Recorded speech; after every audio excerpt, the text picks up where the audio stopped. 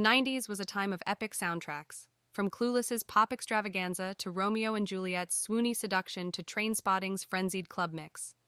But before all these came The Crow, original motion picture soundtrack featuring original songs from The Cure, Nine Inch Nails, My Life with the Thrill Kill Cult, and Stone Temple Pilots. While grunge was mainstream by 1994, a soundtrack this hard-edged, flaunting heavy metal alongside goth rock was far from common. But this album did more than sing the song of the eponymous anti-hero. It also sang of the lost Brandon Lee.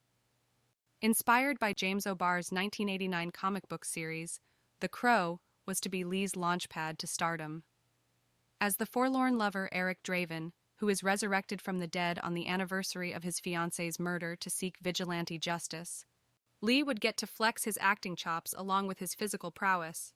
However, the Alex Proyas-directed movie would define Lee's legacy, not only because of his powerful performance as an avenging angel, but also because a notorious accident on set led to Lee's death at 28.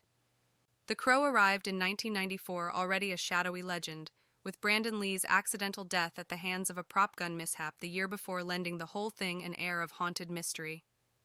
Much like the loss of River Phoenix, also in 1993, there was a feeling of tragic romance surrounding Brandon Lee. But as a cultural object, The Crow was, and judging by those many threats to remake it, still is, a genuine phenomenon.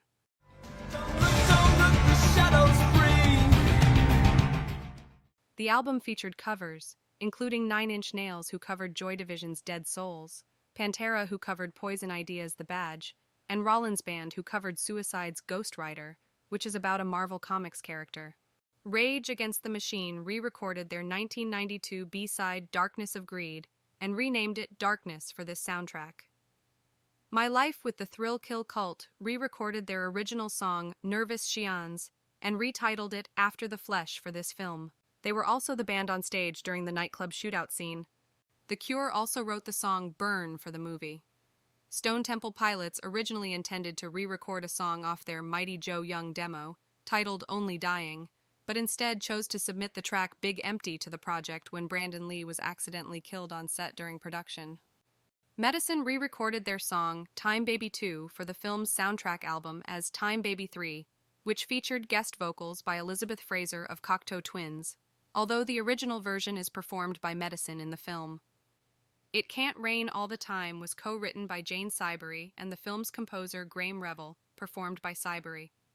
An orchestral version of It Can't Rain All the Time can be heard in the film multiple times. Don't look, the shadows bring.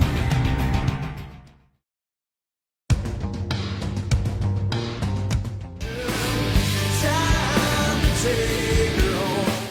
Waiting for my only friend. Don't look, the shadows bring. The soundtrack was released on the 29th of March 1994, which marks its 30th anniversary this year, and it's time to dive into its history. Don't look, the shadows bring.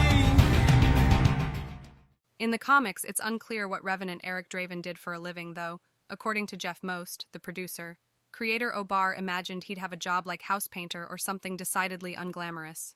For Most, who had worked as a radio DJ and produced a television series called Top 40 Videos, making Draven a musician could give the character a sharper context for the movie. Plus, it would allow for a rocking soundtrack that could be a very emotive way to show this artistic side of Draven. Developing the screenplay with credited screenwriters John Shirley and David J. Show, Most pitched the idea to O Barr. What if Draven was in an alternative band? I'm not talking about a successful rock star, Most explained. He's part of a small independent group. Maybe they put out a record, but they're not a big act yet. He's just a guitarist in a band. O Barr was sold, but for the soundtrack, what Most had in mind wasn't such an easy sell. Don't look, the shadows bring. Leaning into the comic's dark aesthetic, Most and the writer John Shirley sought to create a soundtrack of hard rock and heavy metal, ultimately bringing in Rage Against the Machine, Rollins Band, and Pantera. But more than that, Most wanted only original songs or covers that couldn't be found anywhere else. Most said, "We are creating a world in which an avenging angel can come back. And I don't want the classic soundtrack thing of you're watching a movie, and you hear some song, and you've heard it on the radio 100 times, and it takes you to the same place. I want everything to be organic to the film. Shirley warned most he'd be turned down flat by record executives, as conventional wisdom dictates you pick an established hit song or several to assure the album will sell. And he was, repeatedly. Until Trent Reznor came onto the scene. Don't look, the shadows bring. Long before Reznor teamed with his Nine Inch Nails bandmate Atticus Ross to compose Academy Award-winning scores for David Fincher's Facebook drama, The Social Network and Pixar's spirited animated adventure Soul, the famous lead singer was the linchpin to getting most soundtrack going. Most hoped Nine Inch Nails might do a Joy Division cover, since the 70s English rock band was an influence on the comics. Aside from referencing songs, O Barr even included a dedication to the late guitarist-lyricist Ian Curtis in one book. Cherry noted that several musicians were sent the script and comics to strengthen the pitch, including Reznor. Intrigued, Reznor invited most to his home in Benedict Canyon, where he was also recording Enian's second album, specifically the Cielo Drive home where Sharon Tate and friends were murdered in 1969. Reznor was a fan of the Crow comics before the movie was even in production, and Nine Inch Nails' Joy Division cover was the first song he recorded in that house, where he had set up for the Downward Spiral sessions. Spending the afternoon with Reznor and his dog, Most remembered, "I went through the bands I wanted to get for the album, and he was like, 'I love all these bands, but no one is going to let you make this album, Jeff.' And I said, 'Trent, I really believe if you say yes, I'll be able to do it.' And he goes, 'I'm in. Can I pick whatever Joy Division song I might want to do?' I said, 'Anyone you want.'" Don't look, the shadows bring. The iconic English rock band The Cure seemed a no-brainer for inclusion on the Crow soundtrack, as their songs were quoted through O Barr's comics. Most anticipated this would make it easy to get frontman Robert Smith on board, as he'd clearly approved the lyrics' use and therefore must be familiar with Eric Draven's story. It was recorded by just the band's frontman Robert Smith and drummer Boris Williams. As the story goes, The Cure were originally going to contribute their devastating pornography cut, The Hanging Garden, to the Crow soundtrack since the lyrics to the song had been appeared in the original comic book. But Robert Smith liked the comic so much that he opted to write and record an original song instead. He did so quickly. The Cure's lineup was in flux at the time, so Smith and drummer Boris Williams turned around their contribution. Burn was recorded in just 2 days. Although some acts have written songs purely based on the script, some of the film's footage was transported to London for Smith to see. The resulting track, Burn, is 6:39 seconds of scorching hot yearning. The song kicks off the album and is given a place of prominence in the film. It plays over Eric's macabre makeover early in the movie. Brandon Lee's physicality is on full display as his Eric is rattled with flashbacks in the abandoned apartment he once shared with his late fiancée. He frenziedly applies the now iconic black and white face paint in a shattered mirror while Smith sings, "Just paint your face, the shadows smile, slipping me away from you." And just like that, The Crow is born. Don't look, the shadows bring. One group that benefited the most from The Crow, and The Crow from it has to be Stone Temple Pilots. Big Empty, boosted by the band's MTV Unplugged performance the year before, served as the entry point for many to the soundtrack, while also being its biggest outlier. After all, Stone Temple Pilots were like Pearl Jam for dudes who were more into cars than pro-choice rallies. Most of them probably would have kicked the ass of the first guy they saw wearing Crow makeup. Stone Temple Pilots were initially set to appear on the Crow soundtrack via a song called Only Dying. The band had demoed it early in its career, but would never officially release it, until 2017, on the 25th anniversary box set reissue of their debut album, Core.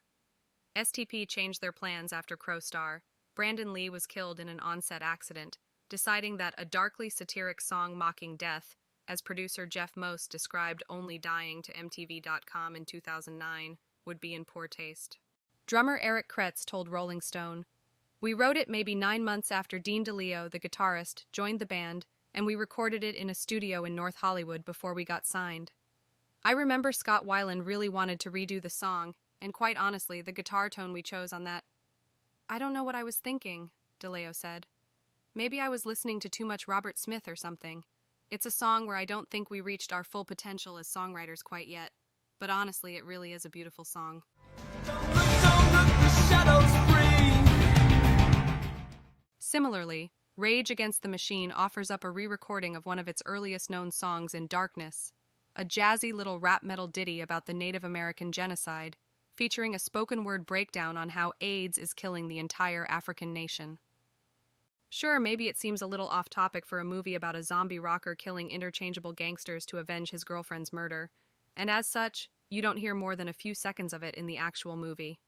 Before Zach De La Rocha, Tom Morello, Tim Comerford, and Brad Wilk reworked and re-recorded it for the Crow soundtrack, Rage Against the Machine's scathing, seething cut Darkness was known as Darkness of Greed and appeared on the LA Political Firebrand's 1991 demo tape. But even before that, it was played live in a rawer, more up-tempo form by De La Rocha's OC hardcore punk band Inside Out. The group had written material for a new album, to be titled, surprise, surprise, Rage Against the Machine, before breaking up in mid-1991 when guitarist Vic DeCara, later of the band 108, split to become a Hare Krishna monk. More importantly, Rage Against the Machine's debut went triple platinum the year before, and nabbing this B-side almost certainly would have boosted interest in the soundtrack. Don't let the shadows breathe. As far as true goth goes, however, Reznor and The Cure are pretty much it. It's definitely splitting hairs, but the Crow soundtrack leans far more toward the gothish subgenre of industrial rock. Of the many bands plying that formula of thick guitars over pounding drum machines that briefly bubbled to the mainstream in the mid-90s, Ministry, KMFDM, Stabbing Westward, Machines of Loving Grace was definitely one of them. Like The Cure, Arizona-based industrial rock band, Machines of Loving Grace, also composed an original song specifically for the soundtrack, and they got a serious leg up on the undertaking. The inclusion of Golgotha Tenement Blues here represented the group's biggest moment in the spotlight, even if that moment was everyone briefly checking the CD case to see if it was Nine Inch Nails. Keyboardist-programmer Mike Fisher said in a 1996 interview, "We were very lucky in the sense that we were involved with that project very early on. I think we were actually the first band approached to be on that soundtrack, and we were familiar with the director and the comic, and we actually got to see the screenplay a year before the thing was even filmed, so we had a pretty good sense going into it what the film was going to be like. We tried to sort of match the mood." According to Fisher, Golgotha Tenement Blues doesn't sound like any of their other songs, and this is why to their fans. Don't let the shadows breathe. As fans know, the Violent Femmes' Color Me Once represents a significant change of pace for the band, better known for their quirky up-tempo acoustic rockers such as Blister in the Sun. Bassist Brian Ritchie described the song, not inaccurately, as an ethereal sort of musical extravaganza to MTV's Alternative Nation, one that the group had written before they had even heard about the Crow soundtrack.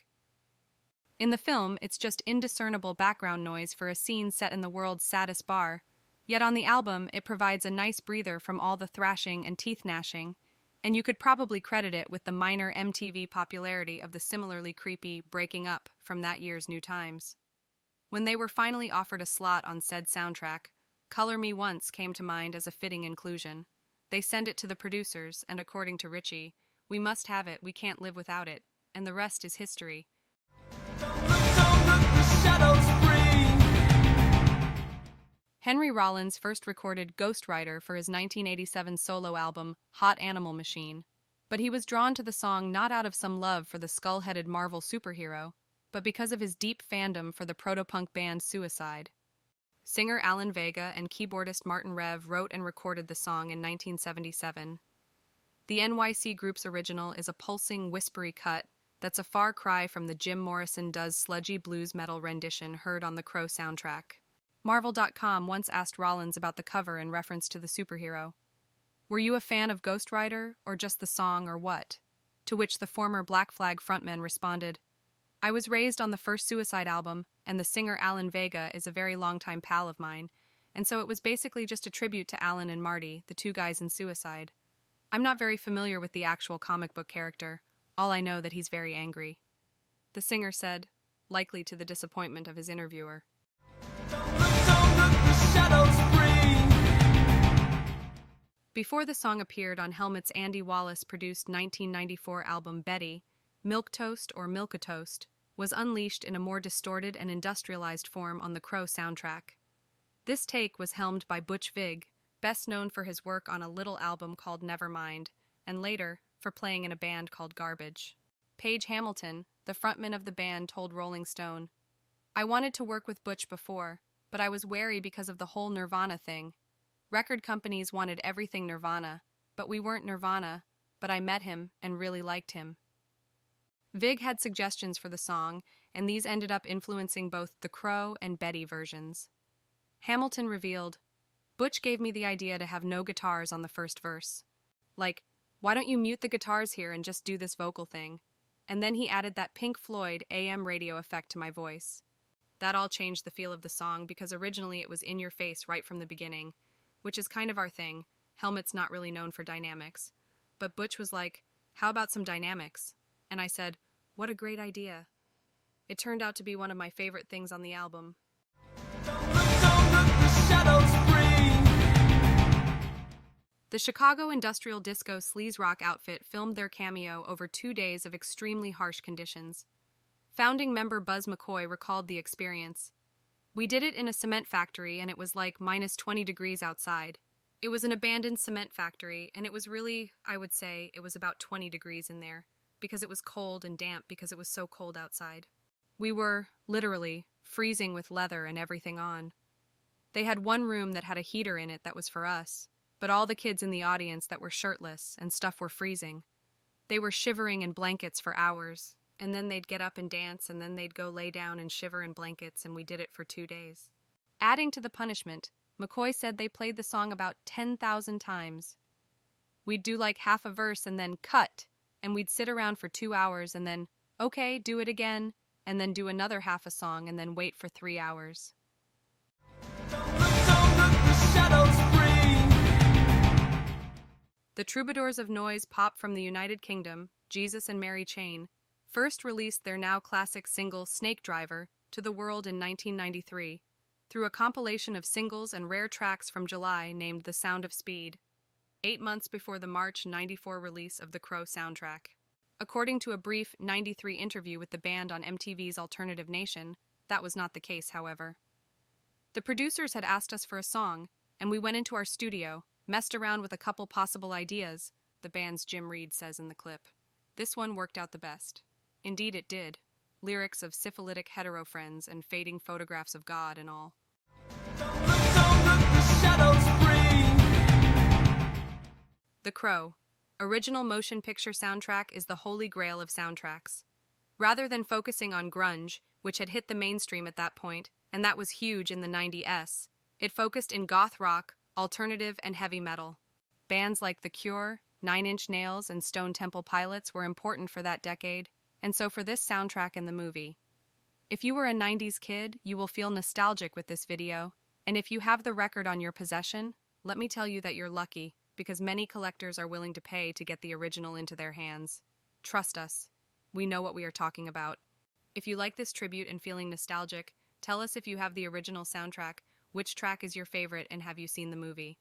Please hit the subscribe button for more content like this, share the video, don't forget to subscribe the channel for more content like this, and let us know what tribute we should do next.